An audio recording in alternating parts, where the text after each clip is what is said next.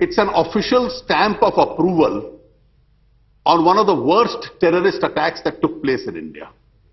So far, we have always alleged, and there was evidence to suggest that the attack on Indian Parliament, there was a hand of, the planning was done across the border. Yesterday's resolution seems to have confirmed our worst fears, because the polity of a country unanimously condones that action by actually condemning our action in sentencing through a rule of law the person who was involved in this. So the beheading of our soldiers, the bomb blast in Hyderabad, the attack on the CRPF camp in Srinagar, finally has culminated into this resolution.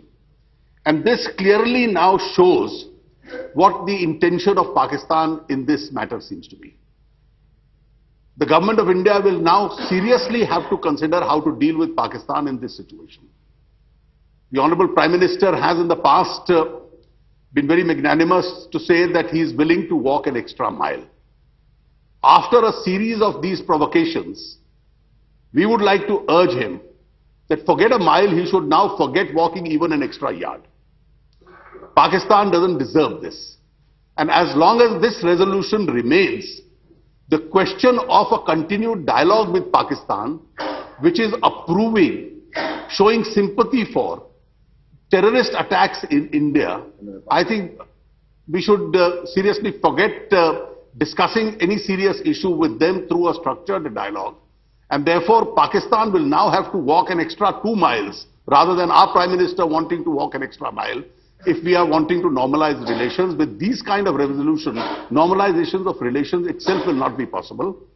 So this comes in the backdrop of a serious situation which our country is facing.